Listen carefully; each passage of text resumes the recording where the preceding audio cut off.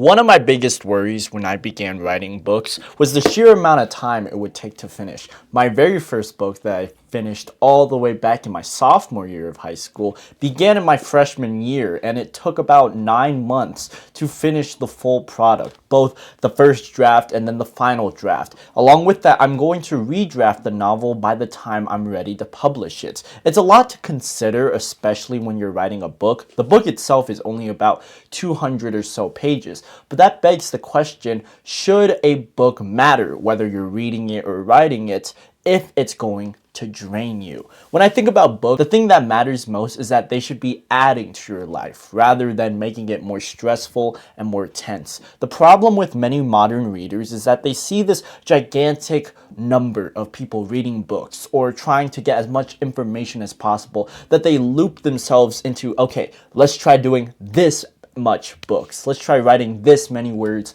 this many pages. And for a while, that was my tactic as an author. I wanted to make the most for the product that I'm making. It was a fun process, especially for 2025, when I've written 2 full books throughout that year, both the first and final draft. When I considered writing this year, however, things took a different approach. I had to consider my writing from a more artistic perspective. Why am I creating the book in the first place, and what will it matter from a business point moving forward? In this video, I want to talk about both reading and writing and how both of these areas took a while to get around, because when I tried doing as much as possible with both, I ended up doing less in the long run. And I want to be able to keep a level of consistency that matters most within ourselves. What truly is satisfying, especially from a reading and writing perspective. I've always loved books. Even when I was a kid, I had this adoration towards stories. I wanted to tell the best stories I can. Whenever I played with my toys, I would have this directing mode on, and I would tell full, vivid stories, plots that would continue forever and ever. It was an interesting idea, especially with me toying with things such as plot twists and death. When I was a kid, I had this web of comics and books that I've written in my free time. But with me taking this more literally as an active career, I want to be able to not only show off my artistic skills, but show the knowledge and wisdom that I've gathered in the years to come. When I think about both knowledge, wisdom, and understanding, you have to break it up into the idea of where you get the information as well as how you're going to get the information.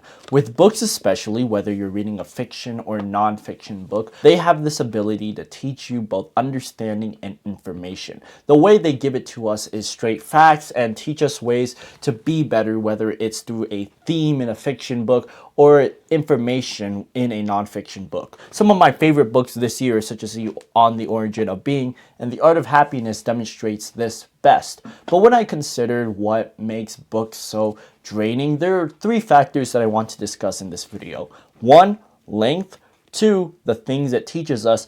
And 3, how it's going to evolve us as people. As much as I praise books, there is a downside to where it can be draining, and that is, of course, the longevity books put you with. When you are reading a book, you are consuming it for information, or you're consuming it for understanding. However, many readers fall into the trap of the intellectual problem. The intellectual problem is something that I describe as where you take in the information, but you don't use it in your real world. You don't use the facts you learn about biology. You don't use the facts you learn about math or whatever kind of self-help book you're reading. You simply read it to consume.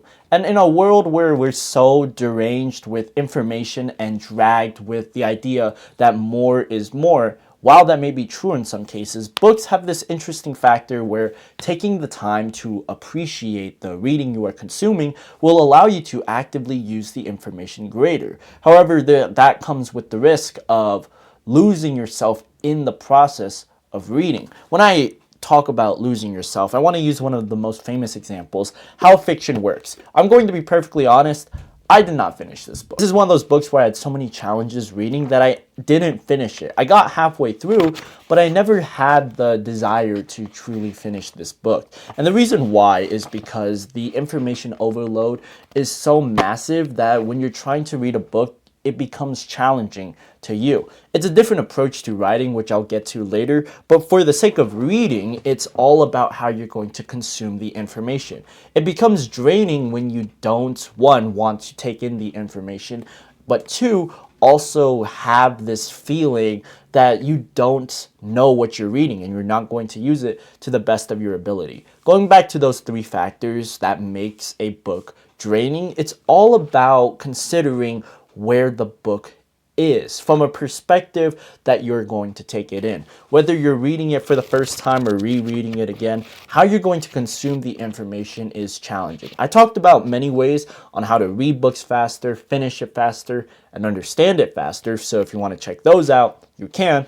But for the sake of today's video, I want to say that when you're reading a book, the main goal should be that you want to read the book. It shouldn't be something forced down your throat or something that intellectuals will say, this will change your life right here. One of the most classic examples I see online especially is the example of Atomic Habits, or a similar book, The Art of Not Giving a Fuck. When you consider both of these books, they have this light tendency where you're feeling lost in the words because you're told that it's a self-help book. And while those books personally helped me out, they have this energy to it where people suggest it so much that it becomes tedious. It's being forced to listen to an album you don't want to watch or a movie you're told is good, but you don't find it interesting. First and foremost, when you are reading something like a book, you have to be able to enjoy the process. Your ability to enjoy the process is the defining aspect of whether you will return to it or not. And that leads me into the writing aspect of books. I have been writing for years. Going back to the intro, I finished my first book back in sophomore year, and my second and third one in junior year. They're all unique stories, none connected together, but I used them to the best of my ability to tell a story that I want. When I started this year, beginning my fourth novel, I had this struggle, this feeling of anguish where I wouldn't finish the story. And there are parts of me that truly want to get back to it, but I want another perspective on it because it's such a massive challenge for me that even now I can't write the story. So what I instead did is go back to my roots, went back to one of my old stories that I written, my very first one, and began writing the sequel to it. I now turned the melodramatic teenager into a comedian, and I love the process. It's unique and special to me, and I feel this book I'm writing is not worth losing my energy to because I know it's not going to drain me. But the problem is I haven't been able to be consistent with it. There are spurs where I'm working intensely hard on the project. I have been doing tons of pages, thousands of words every time, every day, but then there's other days that I miss. So I don't want to lose that habit itself. But you have to realize that if a book is draining, you have to slow down and sometimes not even do it. When you step back from the book, you begin thinking about why you even do the process in the first place, whether you're reading the book or writing the book. If the idea is to consume it more or to create more, come back more and more, then I guarantee you're having a good time and you shouldn't waste that energy. Your ability to consume and create is one of the most unique and special gifts each of us have. So if you use it to your ability, what you want to create, what you want to consume, that is where the magic happens. And like fiction and nonfiction, the hope, motivation, discipline, all of it come together to make the most beautiful piece of art you can. And that is yourself. Your mind and the ability to create more, consume more, is treating this with the most amount of respect you can.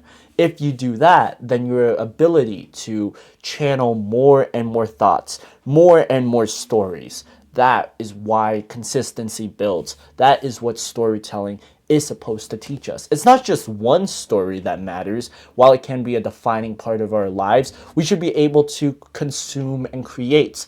Do the best you can, all the while, don't fall into the rut where you feel the need to do it, where you feel the drainage. Life isn't supposed to be this hard. And as I'm writing in my comedy book, it's supposed to be light, funny even, and sometimes a bit stupid. So realize that your story is going to need that patience. It's going to need the ability to sit down and read for pages on end, or even just write for hours and hours, or when you're not feeling it, write for minutes and seconds. When you break it down into sections like that, your story becomes a lot more real. Your real story, who you are as a person, becomes more defining. You realize, one, why you're consuming the media you do, but two, what interests you most. When you take in art, when you take in stories, you appreciate the world better. Your empathy is stronger. And most of all, the longevity to stay consistent will remain, as long as you don't give up on the path that you created for yourself. You can miss a few days of reading, but if you completely stop reading your book, completely stop writing in your book, then I guarantee you won't return to it. The only way you can is if you put yourself in the position that you will. You have to write this day. You have to push yourself to read, even just for a page or two. When you set the bar so low that it's doable, then I guarantee you'll never miss the bar ever again. You may have to raise the bar, but always keep it low. Keep it so that it doesn't drain you, because this right here is your superpower. As readers and writers, protect the mind, protect the heart, and your story becomes clear. It becomes beautiful and a piece of art well worth experiencing, whether it is reading it or writing it. Thank you for watching today's video. Use this information wisely to continue inspiring others. I will never miss another day, another video of this. It's been challenging to say the least, and it may go against what I'm saying about books, but for YouTube, I like to approach it with the sincerity that I give the best advice each and every day, and that there will be people willing to listen to me all the time. If you're willing to support me on my journey to 1,000 subscribers to get more readers and writers in the world, then click that subscribe button, as well as check out my Instagram down the top link of the description if you want personal help to write your story. If you need inspiration, check out my own books down there as well. Until next time, I am Arnel Arcega, and keep on reading, keep on writing, and take care.